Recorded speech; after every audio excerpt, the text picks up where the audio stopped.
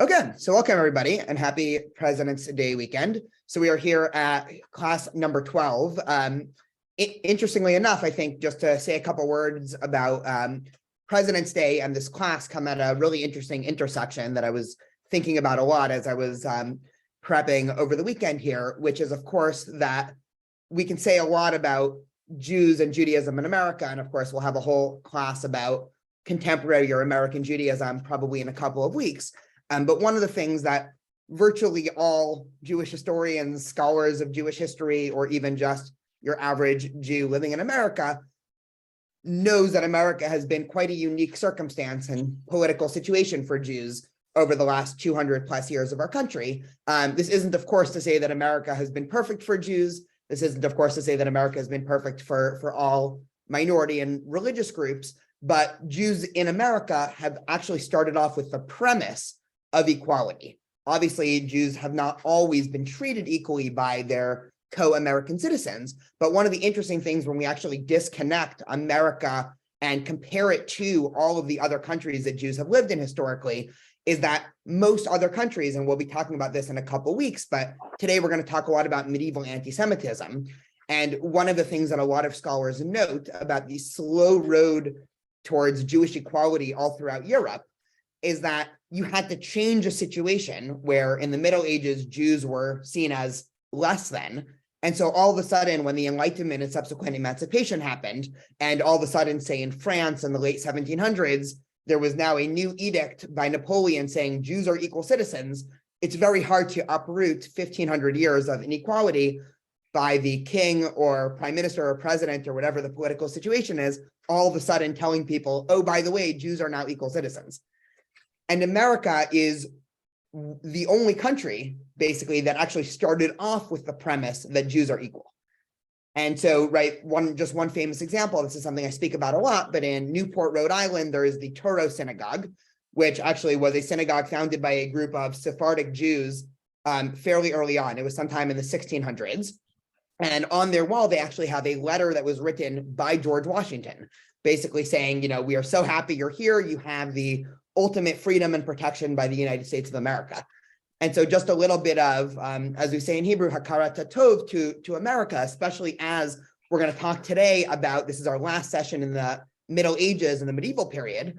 And sadly, our topic today is turning towards anti-Semitism, because this is really something that all medieval Jewry was to some extent enmeshed in, and anti-Semitism created the distinctive brink and link between medieval and what scholars call pre-modern Judaism, which we'll talk to today. So today is our last class on medieval Judaism, and then we will continue next week with pre-modern, and I'll define what pre-modern means. But just because today was President's Day, I wanted to at least create a little bit of hakarat tov and to focus our attention there. So a couple of just introductory thoughts, and then I'll share my screen like all weeks. So we've discussed the medieval ages for 3 or 4 different weeks, and we've talked about the differences between Ashkenazi, Sephardi, and Mizrahi. We talked about the unique sociological and intellectual conditions. The last 2 weeks, we talked about specifically Sephardic Judaism, both 1 week spending time on the Maimonidean rationalistic tradition, last week on the mystical tradition. And one of the things that we haven't talked a lot about yet is anti-Semitism that was prevalent all throughout the Middle Ages. Now, a couple things about just talking about anti-Semitism. There was a famous scholar in the early 1900s, actually the first American Jewish historian, so the first Jew to hold any college post as a Jewish historian in America, a scholar named Salah Baron. And he spent a lot of time in his career writing against what he claimed to be the lachrymose theory of Jewish history. So what's the lachrymose theory of Jewish history? So what Salah Baron claimed is that for a very long time, Jewish historians, especially in Europe, because most of the major academies were in Europe, if we think late 1800s, early 1900s, and most Jewish historians, when they were talking about the medieval and pre-modern period of Judaism, were endlessly talking about anti-Semitism. A pogrom here, an expulsion there, right? A riot there, right? When the Crusades happened here, book burnings there. And he made it one of the missions of his career to strongly suggest and to strongly argue that by framing Jewish history as this one tragedy after another, right, what he called the lachrymose theory, does a disservice both to history and to Judaism. Because Judaism is so much more than just the times where Jews were victims. And so we could acknowledge, right, as we're going to do today, that there was a lot of anti-Semitism in the medieval ages. We'll talk a lot about what caused this anti-Semitism, how this anti-Semitism affected both Jewish history and Judaism after 1500. But I sort of have always made it my educational mission to make sure that at least 90% of everything I say about Judaism and Jews and Israel and all of these things is framed in positive, value-centric, as opposed to framing the Jewish experience, Jewish history, and Jewish identity as a set of victimization or victimhood. So I wanted to just get that off my chest before we're going to spend the next about hour talking about anti-Semitism. The last thing that I wanted to say at the outset is this, again, is going to be our last class in the medieval period. And like a lot of things in the academy, there's a big scholarly debate over when does modern Jewish history start, right? It seems almost like a, meaningless debate as to when you disconnect medieval from modern, but I think it's actually interesting for a number of reasons. And one of the earliest theories that was given actually by Gershom Scholem, for those who were there last week, they'll know Gershom Scholem was the really the father of the modern study of Kabbalah, makes a strong argument that 1492, obviously the year that Columbus sailed to the Americas, but more importantly, from a Jewish perspective, the expulsion from Spain and the Iberian Peninsula was the formative inflection point in Jewish history that ended the medieval period and started the pre-modern period of Jewish history. And this is important just because from a bird's eye view of Jewish history, one of the points that I keep trying to drive home, and it's really just the way that I think about history, so it's helpful for me, is that history works via inflection points. And so we've obviously spoken about a number of inflection points over the past 12 weeks, right? We have the Babylonian exile, we have rabbinic Judaism, we have the Jewish center moving from Babylonia to Spain. And 1492 is another inflection point where at the end of our course today, Spain and the Iberian Peninsula is no longer the center of the Jewish world, and the quote unquote center of the Jewish world will have moved to Eastern Europe, plus the wider Arab world / Ottoman Empire. And this is, Gershom Scholem argues, what starts the pre-modern period of Jewish history, because a lot of modern Jewish history, of course, takes place, or the center of the Jewish world in the modern era was mostly Europe and Eastern Europe. So, okay, all of that is things at the outset. If anybody has questions, of course, like always, just feel free to interrupt me. And here we go. Okay. So we spent the last 2 weeks in Spain, and we've been getting spoiled a little bit, because one of the things that scholars note about Spain from roughly the year, let's say 800 to 1250, is that Spain was considered a golden age of Jewish history, right? Probably I see a lot of people shaking their heads, right? Everybody intuitively probably has heard of this idea of the golden age of medieval Islamic Spain. This is a theory that holds mostly true, right? I do think it's important to note, as I have in past classes, that when we say that Jews were experiencing a golden age under Islamic rule in medieval Spain, it does not mean that Jews were treated as equal citizens, right? So the idea of equality, or the idea of a golden age, meant that Jews were able to practice Judaism freely and mostly able to govern themselves without the wider Islamic ruling powers getting in their business, right? That, of course, meant Jews were basically second-class citizens legislated into Islamic law. And so just to talk a little bit about Jews under the Islamic world for a minute, before we talk about the much harsher reality that Jews experienced under Christian rule, Jews under Islamic world, right, from the time of, I think, the mid-700s, there was something called the Pact of Umar, which was this set of Islamic rules, basically giving protections for what Muslims call people of the book, right? So Jews were protected under this, Christians were protected, anybody who the Islamic world didn't view to be pagans, right? So Jews passed the test, right? We are not pagans. But what the Pact of Umar does teach, and actually still teaches, right? So today there are virtually very few Jews living under Islamic rule. Probably the biggest modern population in the year 2023 of Jews living under Islamic rule is right now in Iran. There are still estimates of anywhere from 30 to 90,000 Jews living in Iran today. And they are, to the best of our knowledge, right, there isn't exactly freedom of press there, to the best of our knowledge, they are able to practice Judaism freely, right? They're able to go to synagogue, they're able to have kosher food, they're able to have their Monday evening Jewish history classes, but they are treated as dhimmis, quite literally meaning, or not quite literally meaning, but meaning second-class citizens, which come with a whole host of rules of what they are not allowed to do. So just a couple of examples that seem to some extent benign, but they add up, of course, to a system of inequality. So no synagogue or Jewish building is allowed to be higher than a mosque. No Jewish celebrations can be out in public. If a Jew and a Muslim are arguing about something, the Jew has to keep their head bowed down to the ground, right? So a whole set of rules under Islamic rule that basically paints the picture that Jews under Islamic law have never been treated as equal citizens, and this was the same case during the medieval age in Spain. The reason why people call it the Golden Age, as we'll see in a minute, is because for Jews that were living not under Islamic rule in Africa, the Middle East, or the Iberian Peninsula, experienced a much harsher reality where Christian hegemony or the church was, we'll soon find out, a lot less willing to put up with Jews, even if they were second-class citizens. And so where we're starting out today is actually a famous prayer that I'm going to guess at least a good chunk of us are familiar with, and it's El Malei Rachamim. And this is a familiar prayer because this, of course, is a prayer that is done during any type of Jewish mourning. So whether that is communal mourning, Yizkor, during a Jewish funeral, right? We sing this prayer. Usually the tune goes, El Malei Rachamim, Shochen Ba'meromim. And this is all a prayer, right? We can see this in English, right? It's talking about, may the mercy one of God, right, help the holy and pure who passed away. And we talk about how their soul's going to rest in the Garden of Eden. And really, it's this beautiful prayer that in the Jewish community has become synonymous with suffering and loss and everything like that. So I thought it'd be appropriate to start today with this prayer for two reasons. One, we are going to be talking about anti-Semitism and tens, if not hundreds of thousands of Jews that have lost their life in the medieval ages just for being Jewish.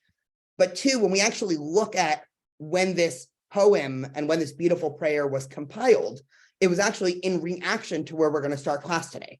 And so if we think back to our European history, right, the year 1096 pops up as a very important year because this is, of course, the beginning of the Crusades.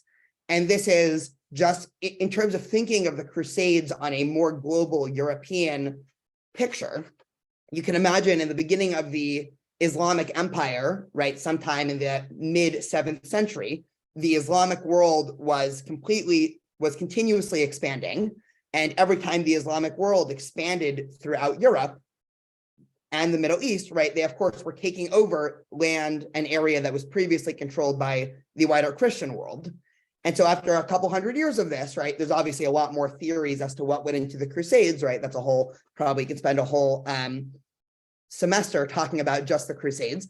But after a while, the wider Christian world had enough. And in the year 1096, what scholars call the Crusades started a 200-year Christian attack, one to claim Jerusalem, but also two to spread what they called religious purity amongst all Christian land. And this, of course, right, did not fare well for the Jews. And one of the first of many pogroms in Europe, right, pogroms that would last, of course, until the Holocaust, was called the Rhineland massacres, which is in modern day Germany. This is a 200-year-old painting of what the Rhineland massacres might have looked like. Of course, we have no idea because there wasn't actually footage there, but this was a time in the beginning of the Crusades. And it's estimated that between 2,000 and 5,000 Jews were killed by crusaders marching their way throughout Western Europe on their way to Jerusalem. And El Malei Rachamim, this prayer that we started with, was actually written by the Jewish community in response to these massacres. And so this prayer that that has become synonymous in our minds with Jewish mourning and funerals and Yizkor and Holocaust Remembrance Day, Yom HaShoah, right? This was written in response to some of the worst tragedies in Jewish history, of course, pre-Holocaust, that all started in medieval Europe, right? We have another famous poem by Rabbi ben Yehuda, also in 1096. And I believe he's actually writing this about the community in France at the time. And this starts a new genre of Jewish literature, just for those who are counting, called kinot. I'm actually going to write that down in case people want to see the spelling, right? K-A-K-I-N-O-T, right? And kinot are usually interpreted as lamentations or dirges. And kinot are traditionally recited on Tisha B'Av, right? The Jewish communal day of mourning. But all of the kinot are talking about specific historic circumstances. And usually they are acts of medieval pogroms and sort of a reflection on this. This kina, right, that's the singular for kinot, right, happens to be one of the most beautiful ones, right? Obviously, it was originally written in Hebrew, but just to read it a little bit in English, to start to see some of the emotion and power of this religious poem coming through. And of course, next we have a picture that was, again, I think a late medieval drawing that was done by a Christian artist about one of these massacres that Rabbi Kalanimus is writing about. So here is his kina, right? He starts off by saying, "Would that my head were water and my eyes a fountain of tears. I would cry all my days and nights for the corpse of my babies and infants and the aged of my community. I ask you to respond, oh woe, alas, and weep a weeping, much weeping, for the house of Israel and the people of the Lord who have fallen by the sword.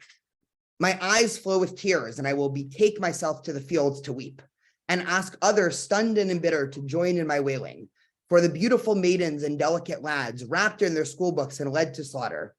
Their bodies, rosier than rubies, sapphire, or turquoise, were slung and trampled like mud in the streets. Stay away, they are unclean, shouted the enemy about them, for the house of Israel and the people of the Lord who have fallen by the sword. Let my eyes flow with tears, I will wail and shake my head. I will eulogize the Torah with weeping and with sackcloth.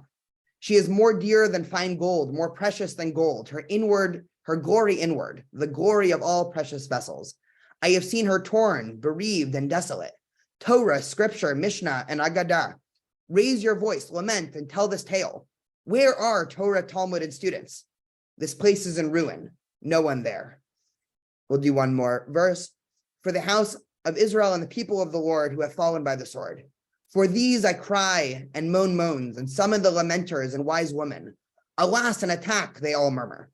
Does any wound compare to my wound? Outside the sword murders and indoors there is terror. My corpses killed by the sword lie strewn, nude and naked, bodies lying for refuse for wild beasts and animals. Nursing child and aged man, lads and lasses, were teased by my oppressors and endured great shame. Where is their God, the rock they trusted in until death?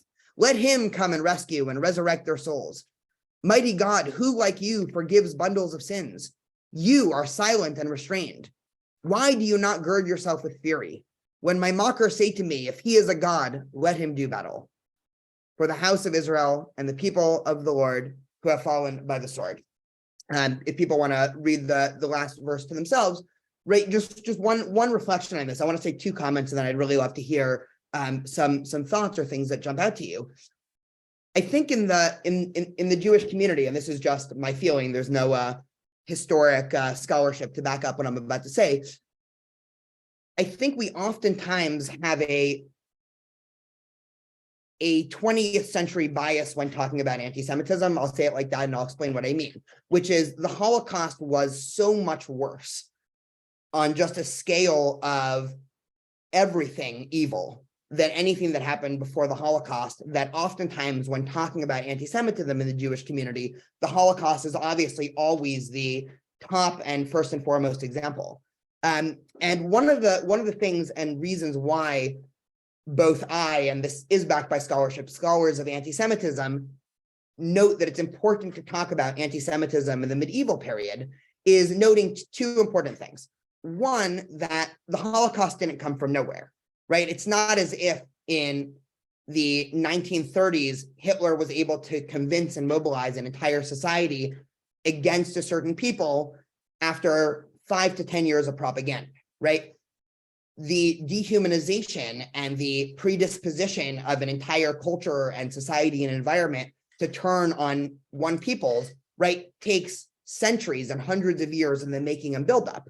And there is, to some extent, a direct causal link between a lot of the pogroms and anti-Semitic attacks, say in the Rhineland, Germany in 1096, and what happened in 1946 or 1936, right? So that's one important thing.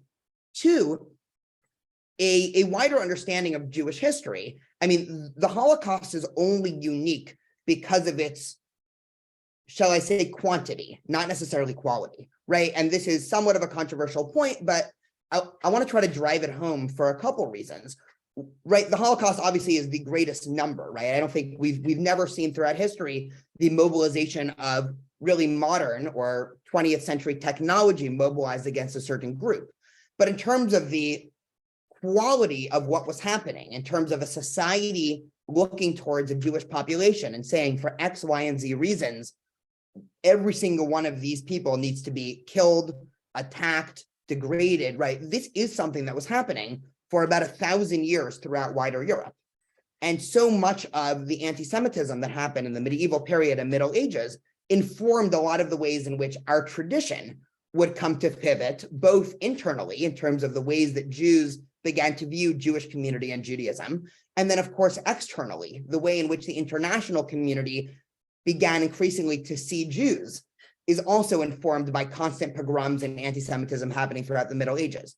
And I'll explain a little bit more later about why, but it is one of the things that has been consistent, sadly, for Ashkenazi Jews, right? Because we're specifically talking about Jews under Christian rule today, right?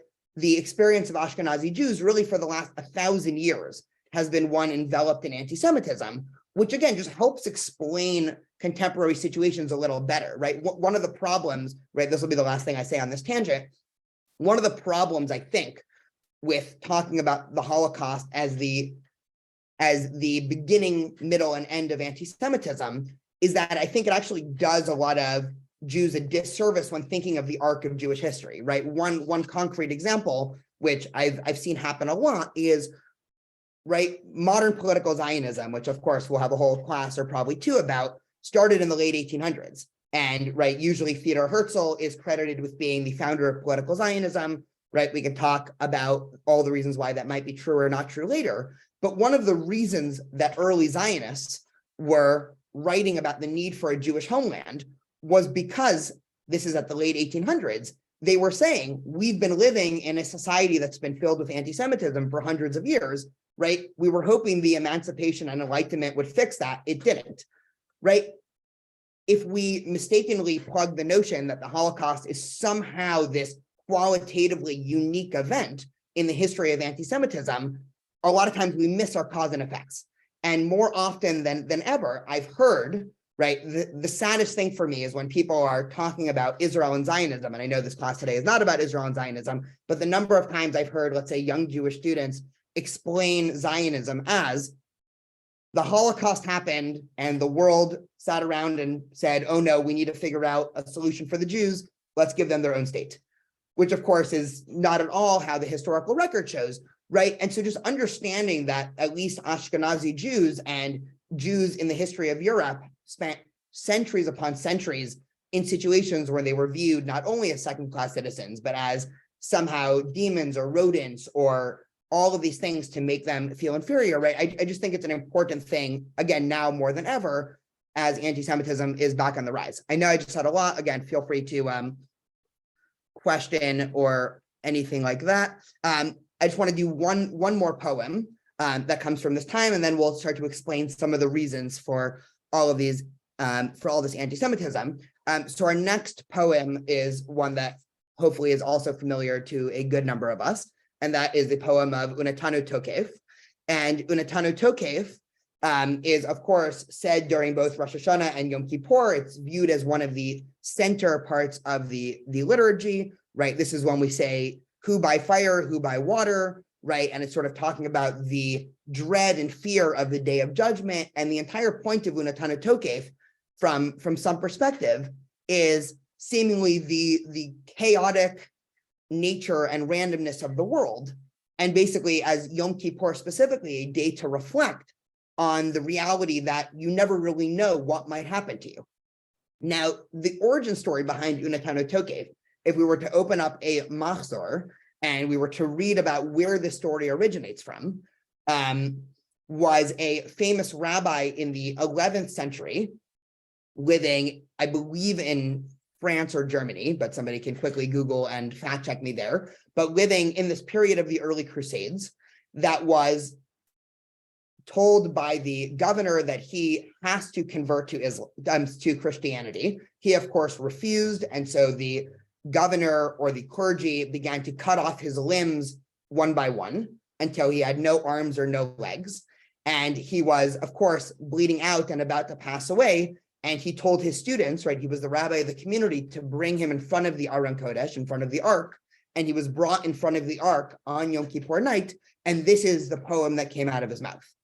And that's sort of the origin story of Unatano Tokev. Now, if we're being overly historic, historians will tell you that story might not be 100% accurate. But I think for the purpose of what we're talking about today, right, that doesn't necessarily matter if the event itself was accurate, because it's definitely representative of what a community was feeling at this time. And one of the things that we'll talk about more is a lot of the pressure that medieval Ashkenazi Jewry was faced with to convert under the threat of expulsion or murder. And Unatano Tokev just is another famous poem that's made it into our liturgy, right? So much of the, shall we say, inspiration for a lot of these more somber texts in our tradition came about as a result to the proliferation of anti-Semitism happening in the medieval ages. So I just wanted to pick a couple of famous ones like Amar Rachamim, some keynote, and Unatano Tokev, just to, again, base our history today in some literature. So let's move on a little bit, and I just wanted to show one map, and then we'll get into some theory in a minute. So for those who are more geographically minded, this is ultimately the map of the expulsion of Jews from the year 1100 to 1600. And I'll walk us through this in a minute, but just a couple of points about this, right? One of the things that we're going to talk about a little bit today is why anti-Semitism was so bad under Christendom. And one of the things that continuously happened across the Middle Ages was pressure on the local Jewish population to accept Christianity. And when Jews either said no or didn't accept it, or basically tried to pretend to accept it, right? We'll talk about that in a little bit, right? The host country or the governor or the church, really, there was no separation of church and state, of course. So the church ruling body would be very quick to issue edicts of expulsion, only to then have, in the 100 years later, Jews migrate back in, and the cycle would continue. One of the things that we'll notice immediately is in areas like England, France, Germany, a lot of Western European countries, there were several expulsion orders that happened.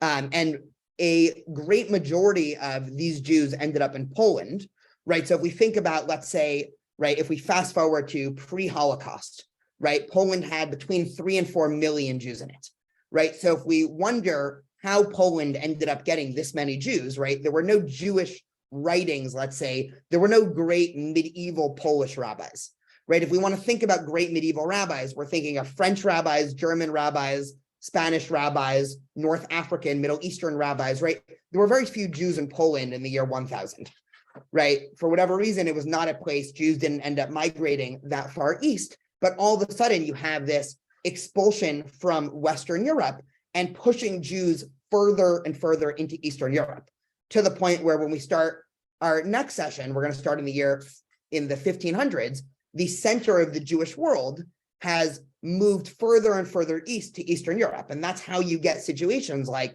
let's say, of course, this is all pre-Holocaust, you have the vast majority of Jews in the world living in Poland, Russia, Ukraine, those areas, right? Areas that Jews never lived in the medieval ages, right, were pushed there because of expulsion. Just a second thing, just to point out about this map. So, of course, Spain and Portugal issued their edicts of expulsion, right? Spain in 1492, Portugal a couple years later in 1496. And most of those Jews, right, the Sephardic Jews that were living there, ended up going south into North Africa or southeast into the Middle East.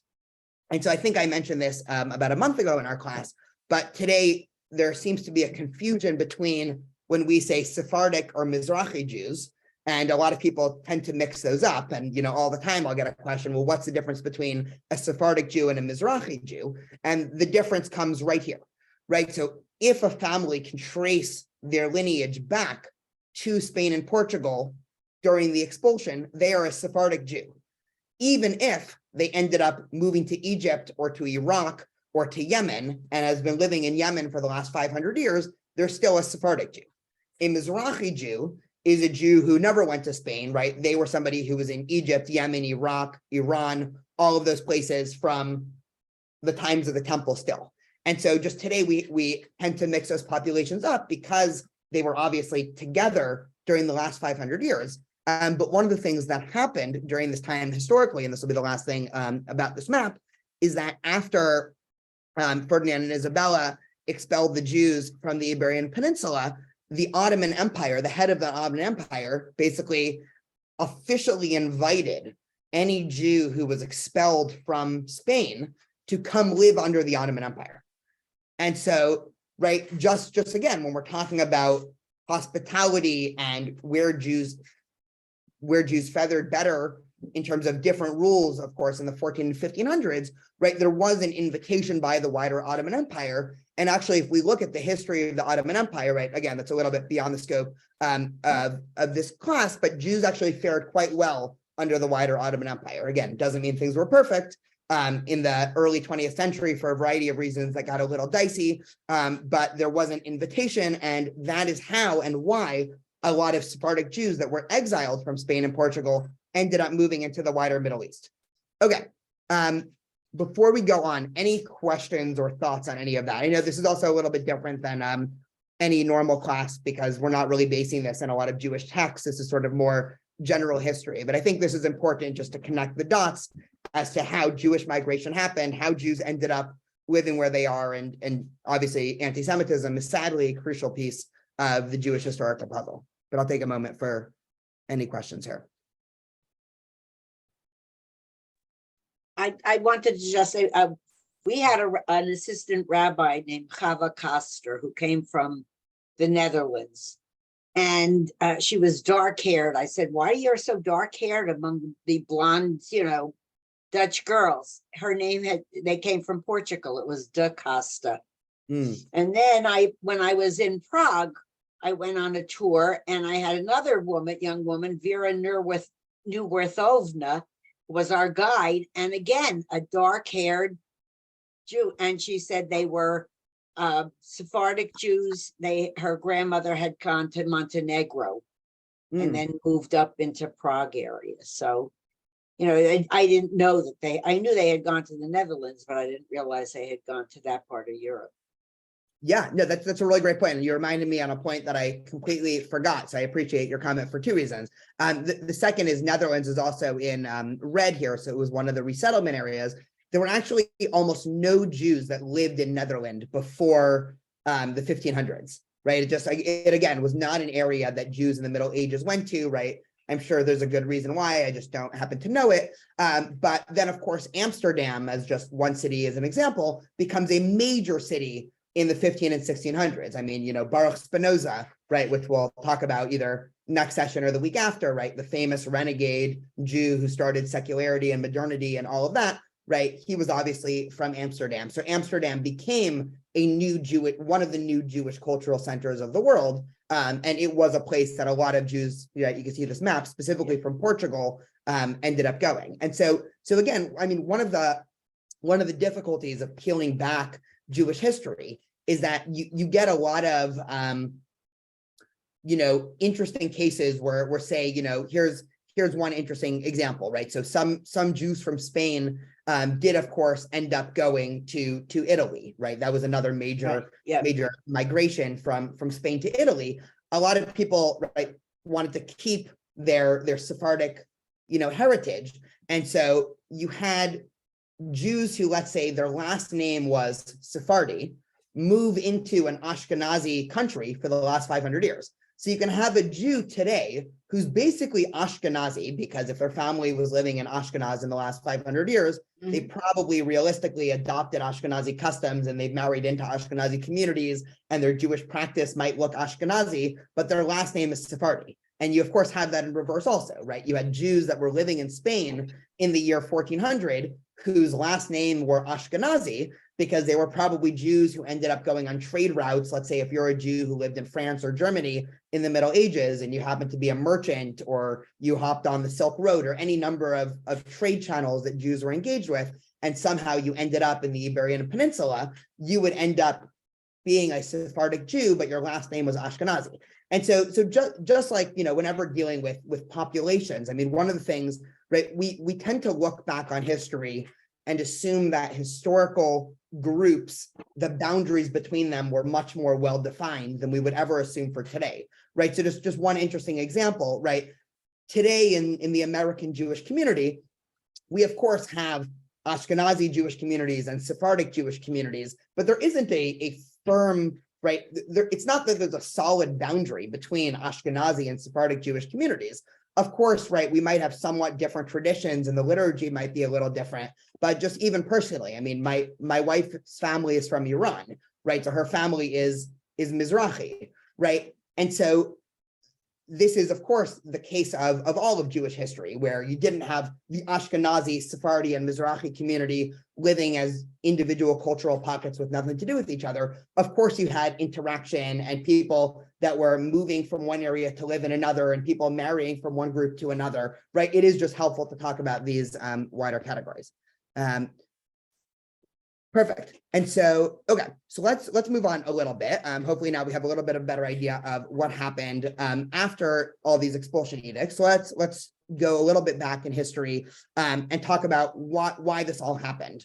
And one of the things that we immediately get, right, in this sort of wider framework of what I'll call Christian anti-Semitism, is that a lot of scholars of anti-Semitism note and make an important point to note that anti-Semitism, or what a lot of scholars are now preferring to call anti-Judaism, did not originate with Christianity, right? And we talked about this several weeks ago when we talked about the Greco-Roman period. We're already, right, during the Greek period in the 3rd century BCE, Jews were experiencing anti-Semitism and they were ridiculed and made to feel inferior because of their practices and beliefs, right? We've all heard of the story of Megillat Esther, right? The Purim story and the genocidal decree that was given against the Jews. And this is hundreds of years before the year 0. But one of the things the scholars do note about Christianity is because Christianity as a religious tradition spread as fast as it did, anti-Semitism was then able to spread that quickly with it. And one of the difficulties, and here it always gets a little bit awkward when talking about Christian anti-Semitism, and we can unpack a little bit why it's awkward later, is that Christianity and Judaism obviously have the same root, right? The Tanakh is the same thing as the Old Testament. The Old Testament has the ordering of the books a little bit different. Some of the prophets are at the end of the Old Testament because they want to create a much more direct link to Jesus. So if you have the prophets at the end of the Old Testament, it seems like it's setting up the stage nicely for the Messiah.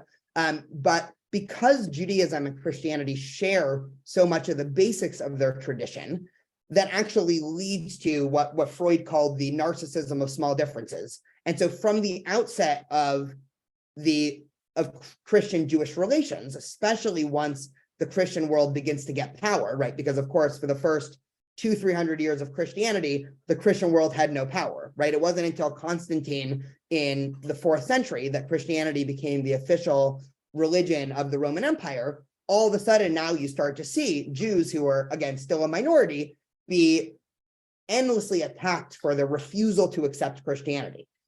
And one of the oldest ideas, right, an idea that goes really back to the New Testament, but if we had to pinpoint the time, we could say the 4th century with Augustine, was the idea that the Jews killed Jesus. This is something that probably everybody here is familiar with as an accusation. So I just want to say one or two things. I saw like 6 eye rolls when I said that. So just one or two things about this claim, and then again, we can unpack this as much as we want, is that it actually, from a historical perspective, right? Because there's endless debate by early Christian scholars about, do we know anything about Jesus's life? Did Jesus even exist? Right? Is the New Testament a reliable historical source? Right? If anybody wanted to delve into early Christian history, right, you can spend the rest of your life reading academic debates about the historicity of Jesus. From a historical perspective, it doesn't actually matter if the Jews killed Jesus.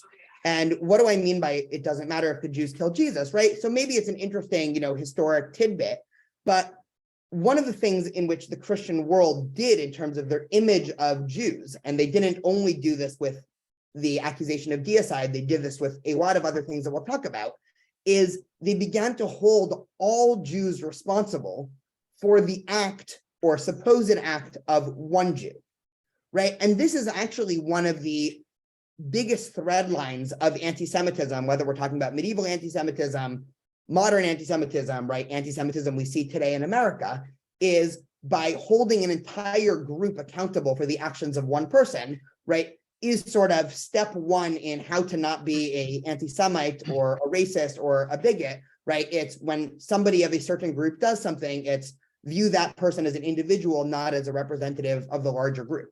And so this is why I always say, right, we're never going to know who killed Jesus, or if Jesus was even killed in this way, right? The historicity of that, right, is, buried under the ground.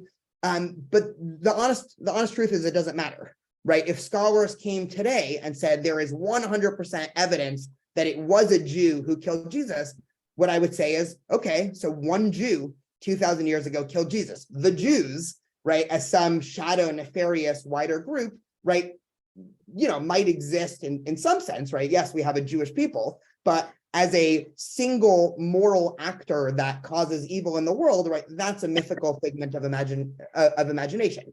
And so, right, one of the biggest fundaments of anti-Semitic ideas is by holding all of the Jews as this group that's supposedly acting as a monolith, responsible for actions or supposed actions of any individual Jew. Ruth says she recommends Judas by Amos Oz, right? Yeah, Amos Oz wrote a very interesting book on it. So yes, you're 100% right. So we come to Augustine, right? So Christian thinkers are starting off with this premise that it was the Jews who killed Jesus. And Augustine tells us a good amount as to why the Jews might have killed Jesus. And he comes up with a very provocative and interesting theory that's going to be very important to understanding medieval Christian anti-Semitism, which he says, Judaism since Christ is a corruption. Indeed, Judas is the image of the Jewish people. Their understanding of scripture is carnal. They bear the guilt for the death of the Savior, for through their fathers they have killed Christ. So again, Augustine, of course, one of the most important, right, Christian church fathers in history, right, 4th century, the thinker who came up with the idea of original sin, right, just to review our European history. And so Augustine, of course, is laying down this foundation of holding all Jews responsible for killing Jesus.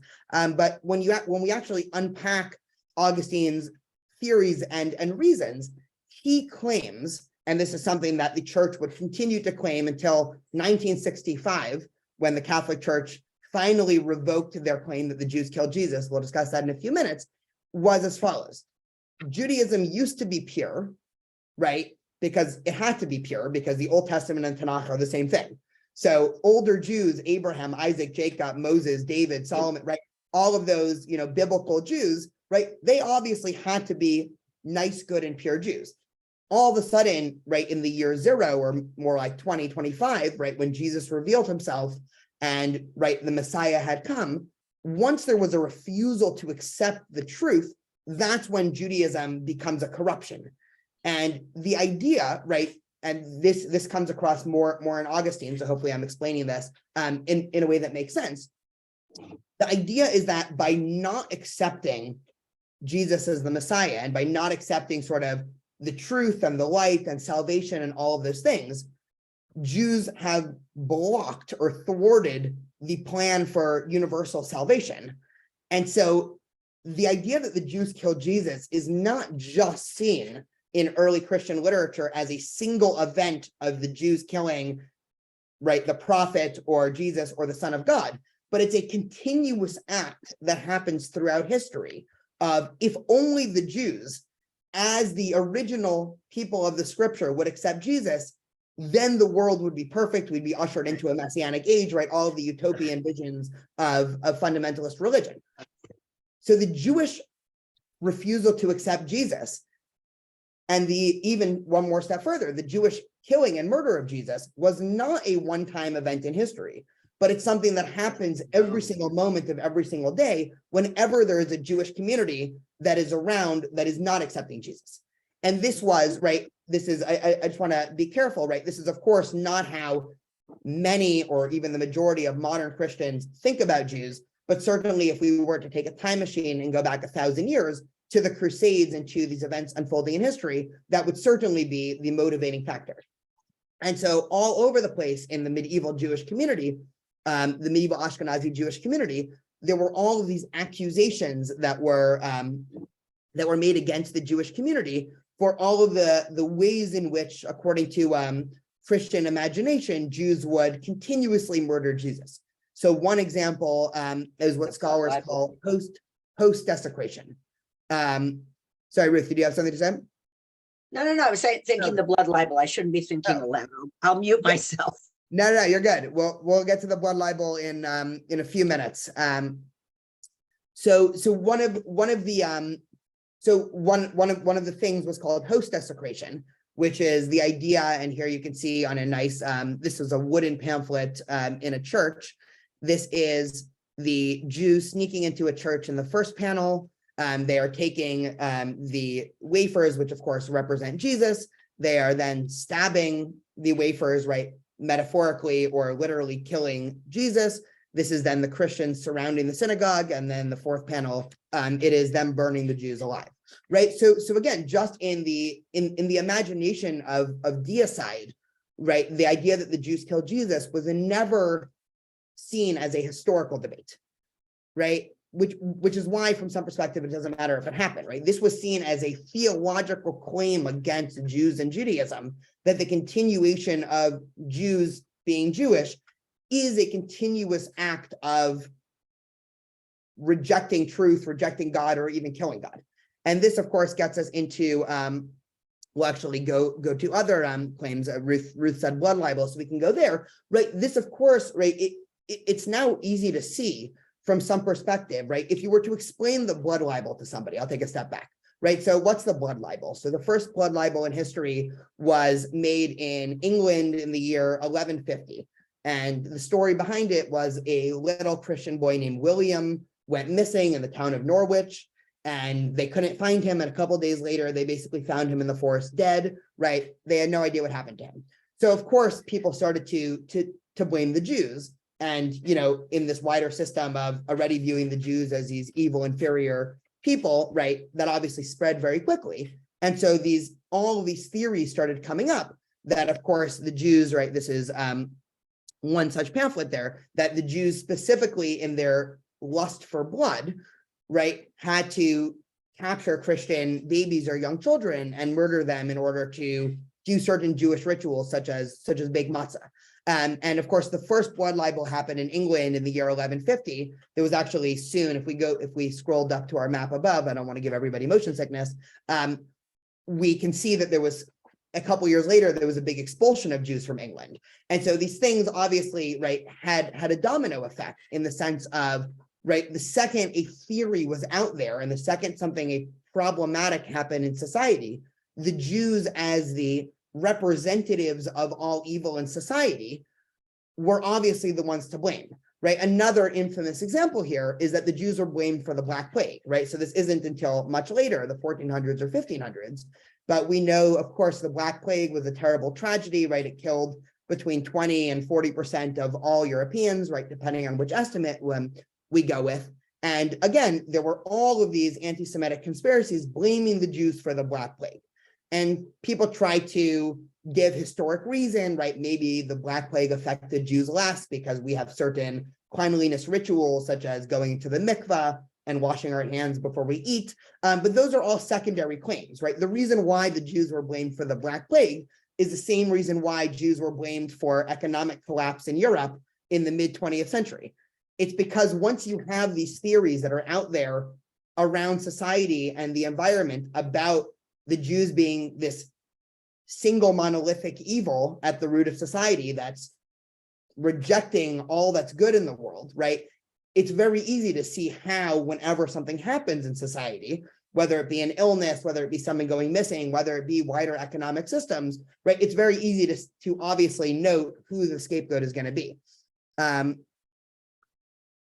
So just to give a couple more effects on this, and then we'll start to at least conclude with the medieval anti-Semitic portion, right? This of course is another causal line between Middle Age anti-Semitism and a lot of contemporary anti-Semitic ideas.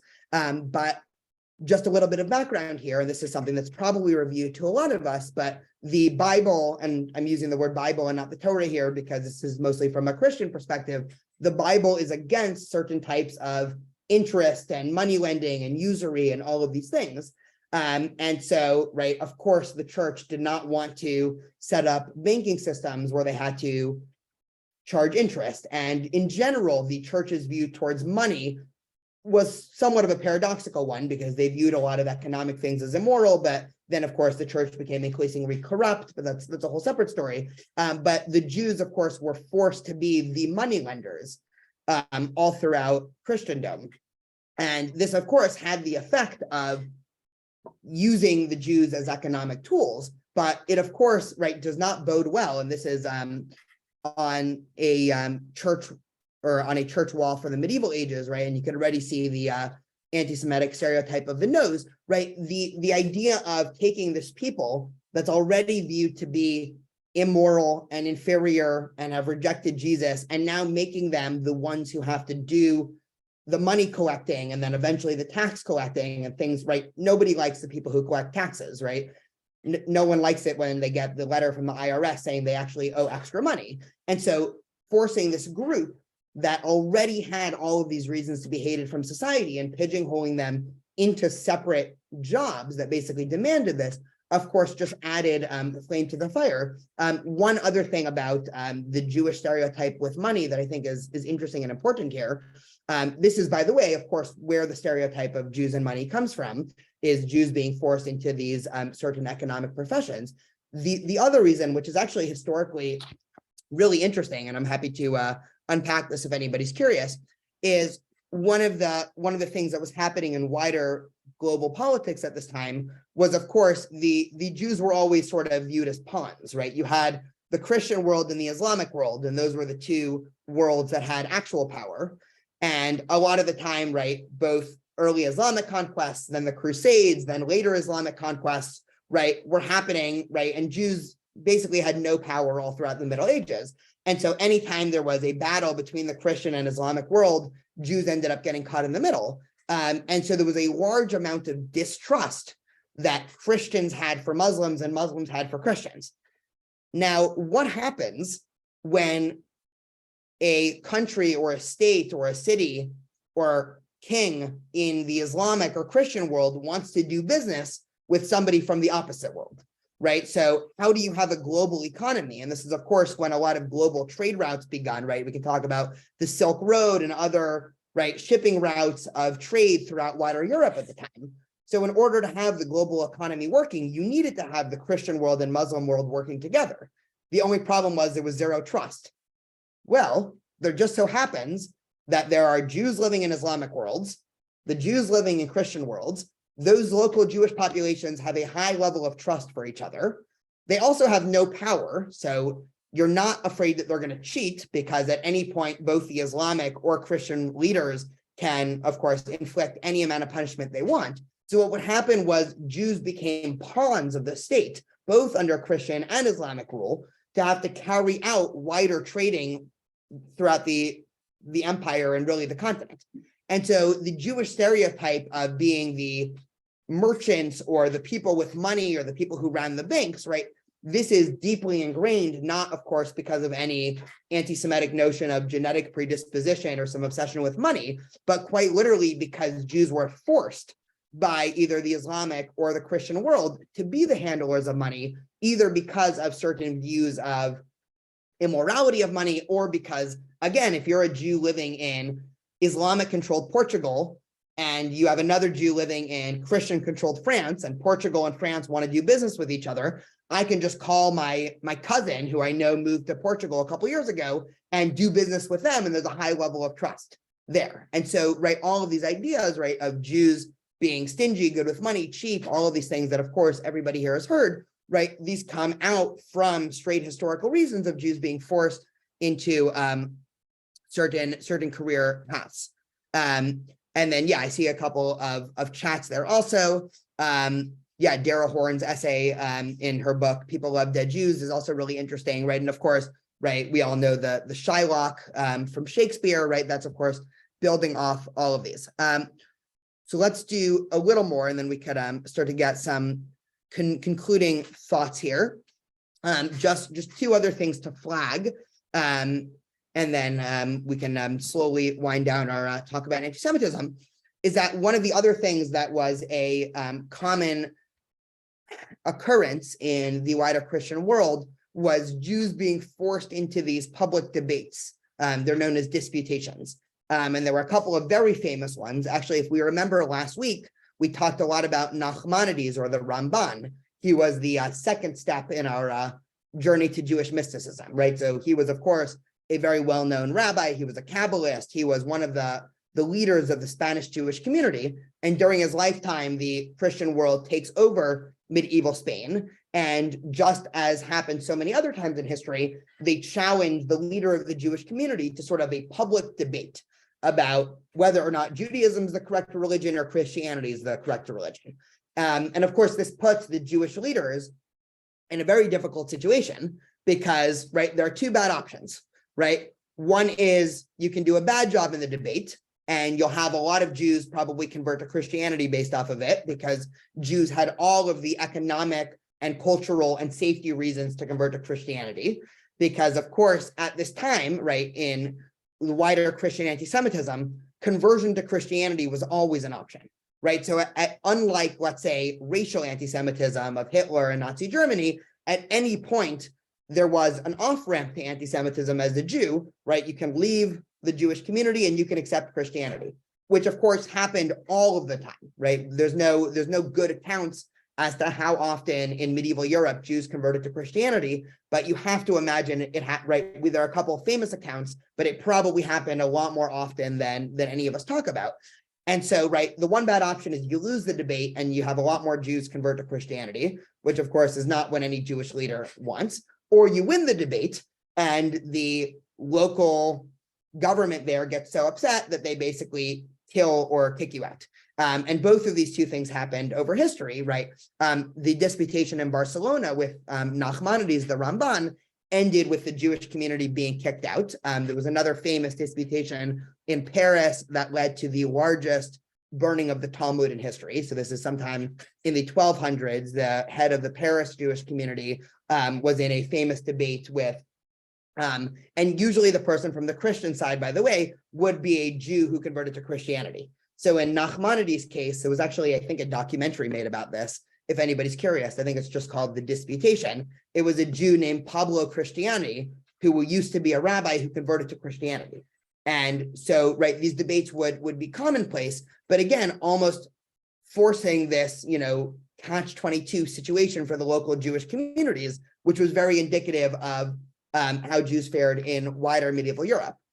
So just the last thing before we get to 1492, because that's going to be our inflection point, is already from the 11th and 12th centuries, you see Jews being relegated to certain areas of town and also being made to wear distinct dress. And so, right, one of the things, right, for those who have been to, let's say, Yad Vashem in Israel, the Holocaust Museum, they have their exhibit about the famous or infamous yellow stars that Jews had to wear under Nazi rule. That actually started in the 12th century.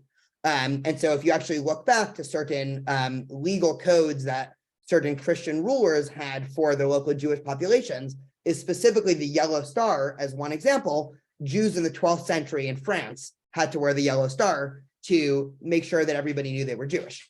And so again, right, we can see, again, this just attempt on all cylinders to completely other the Jew and make Jews seem as if they are these fundamentally different people. But again, anti-Semitism at this point was almost completely motivated by religion.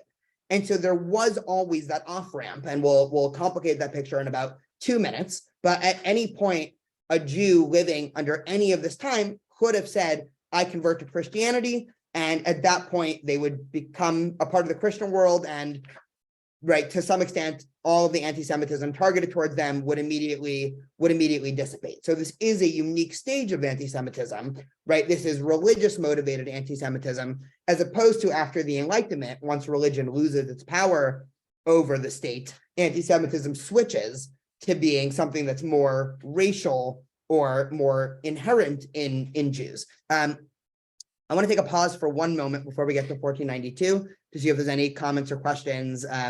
I know I said a lot, and I know this class is a little different than most times. And so I just wanted to take a moment for any thoughts or reflections.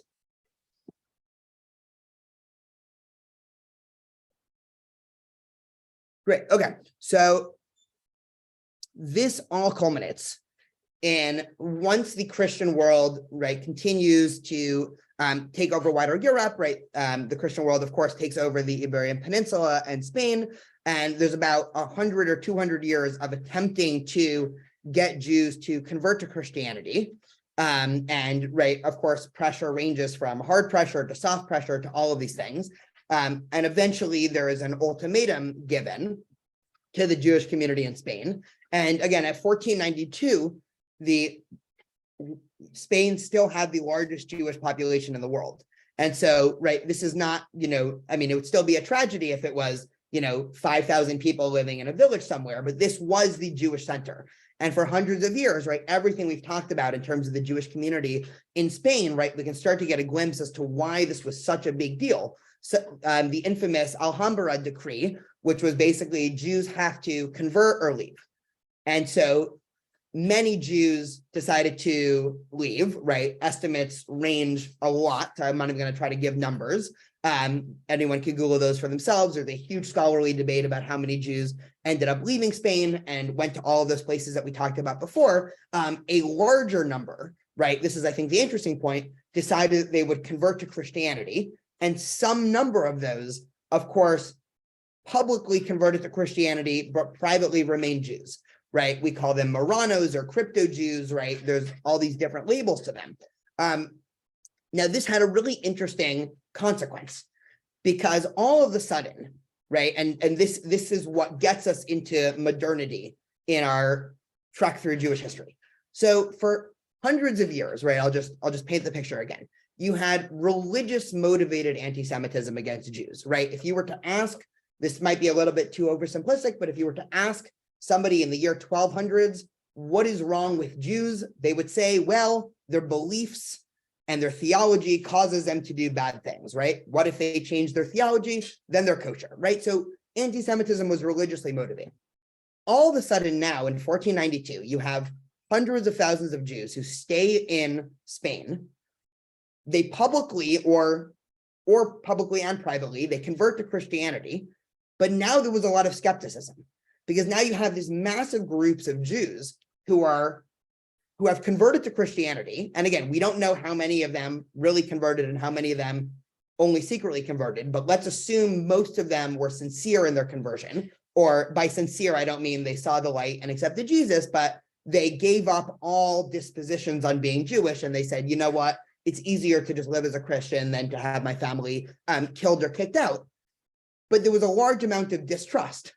Because again, you can't spend decades and centuries demonizing a group of people only to have them all mass convert.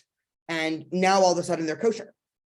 And so the leaders in Spain and Portugal and the church in general started being increasingly skeptical of Jews who converted to Christianity.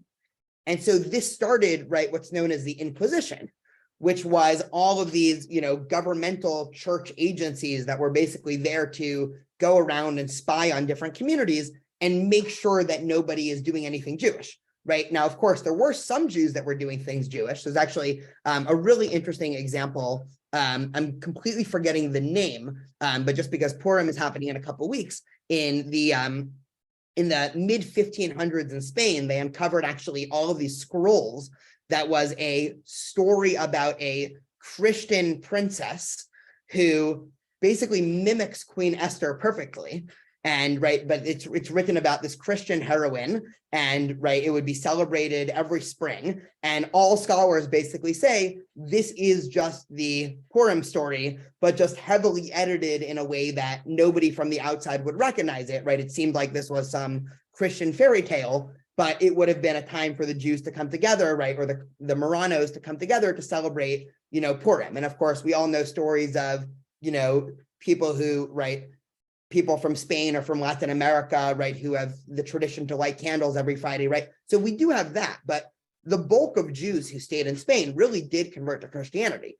But the problem was there was general skepticism, and the Inquisition, right? Anytime there was a Jew who converted to Christianity, right, it wasn't very hard to see, let's say, we all know Henry's last name, right? So if Henry Cohen decided to convert to Christianity, right, he was under heightened governmental supervision than somebody who has been Christian for, 100 generations.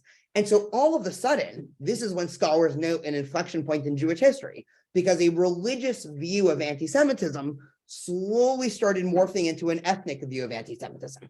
What do I mean by that? It was no longer exactly what Jews believed or practiced that was causing there to be increased skepticism as to their essence, right? It started out being now, well, it seems like, let's say Susan is Christian and she's doing all the Christian things and has all the Christian beliefs, but actually we know Susan's grandparents were all Jewish. And so can we really trust that Susan is an upstanding Christian when she has this ethnic/religious baggage that is Jewish?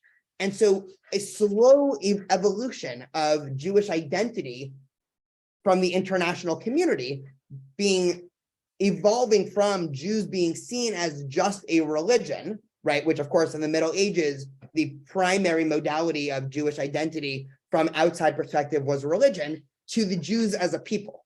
And this of course is going to be crucial in the 17 and 18 and 1900s, when virtually all anti-Semitism was motivated by some factor other than religion, right? If we look at, of course, right, 1800s and 1900s, anti-Semitism was motivated by thinking there was something inherently wrong with Jews, not about what Jews believed. But this legacy, of course, goes back to the Spanish Inquisition, and this is again why, from some wider perspective, this is the inflection point of Jewish history, because at this point we have a situation where, let's just scroll back to this map. Right, we have a situation where medieval Judaism has now come to an end, right? The center of the Jewish world, which was Spain and Portugal, which produced all of the culture and poetry and philosophy and liturgy and all of that, right, in one decree comes to an end. Jews are now scattered again, right? Another step on our exile. You have increased Jewish population all throughout North Africa and the Middle East, and now increased Jewish population in Central and Eastern Europe. And this slow morphing of Jewish identity in wider Europe being from Jews as religious group to Jews as ethnic group.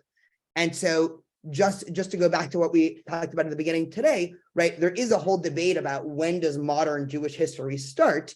And I think one of the most convincing theories is it's right now in Jewish history. Because when we start off next time, we're already going to be talking about modern ideas, right? We're not quite at the Enlightenment yet, right? We're still in the 15 and 1600s, but Judaism after the Spanish expulsion would forever be different, both in terms of geographically, but more importantly, in terms of how the outside world saw Jews, which of course shifted how Jews saw themselves, right? One famous and important example is when Spinoza decided that he was secular or an atheist, right? There's some debate about whether or not he saw himself as an atheist. He still had a Jewish identity, right? This might be the first time in the world that somebody said, well, I'm Jewish and atheist, right? Today, we all take it for granted, right? Of course, you can be Jewish and atheist, right? Other Jews might argue with you that you that you shouldn't be atheist, but nobody bats an eye when on a form somebody says, I'm Jewish and atheist, right? We all know that is a very reasonable identity to have. And one of the reasons might be because of this push and this growing identity.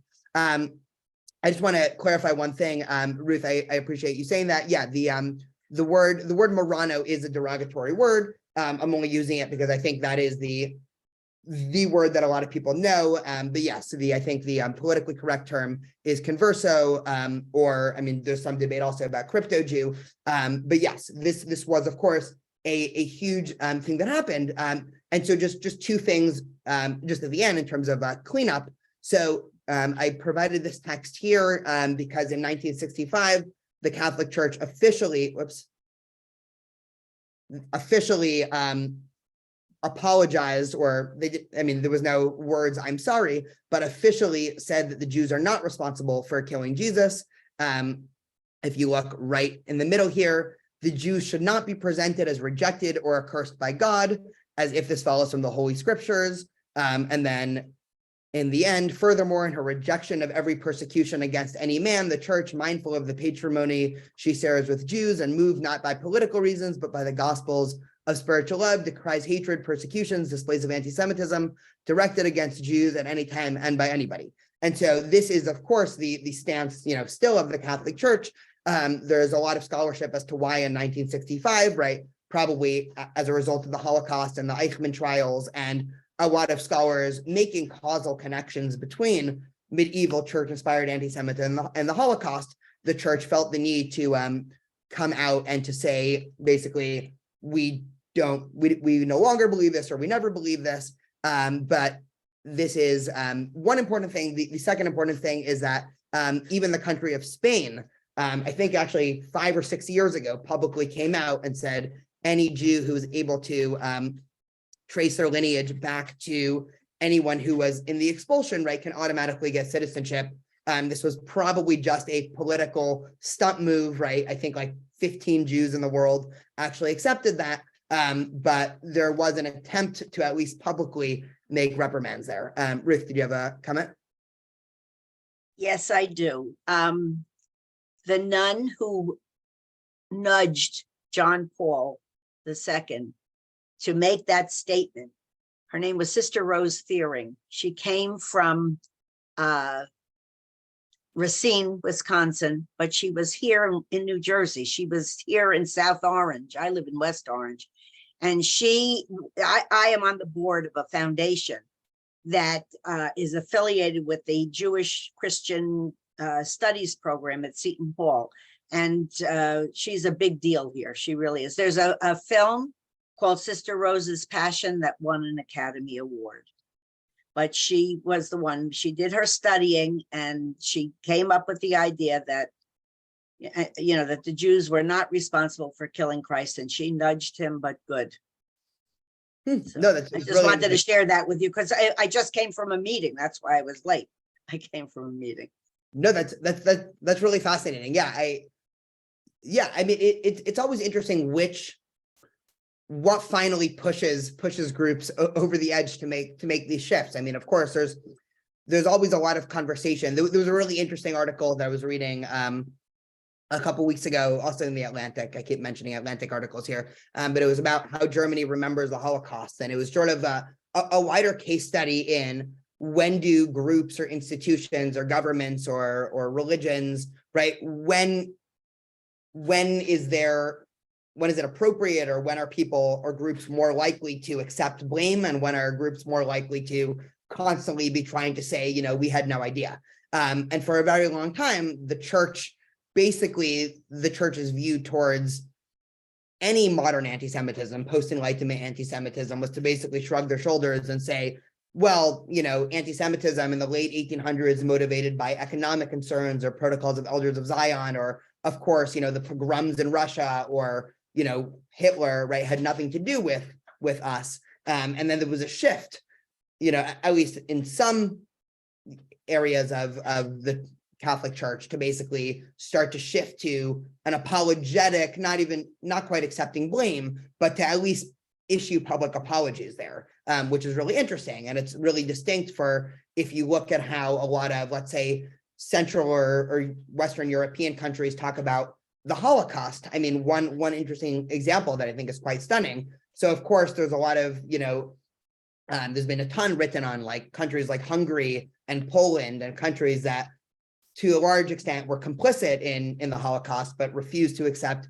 any blame and basically try to say, well, we were just as much victims too, right? What can we have done? If you juxtapose that with, let's say, a couple of years ago, I was in Paris, and Paris was, of course, also under Nazi rule for a couple of years. They have tons of Holocaust monuments, and they, constantly say, this is our fault, this is terrible, this was a lapse in our society's history. And so it's always interesting to compare these groups and, what motivates, what's more likely to get people to say, basically, we're sorry, let's, try to make reprimand, as opposed to saying, no, we were ignorant, we had nothing to do with this. Any other thoughts or questions or anything else?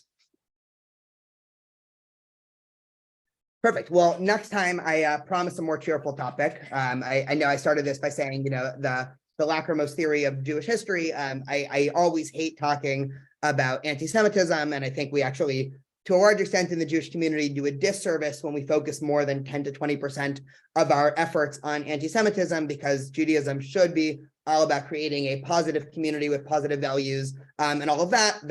That said, it is, to some extent, historical and Jewish malpractice to talk about all of Jewish history and not talk about anti-Semitism, just because it, of course, has been an important component. But thank you all. Have a wonderful rest of your weekend, and I will see you all next Monday.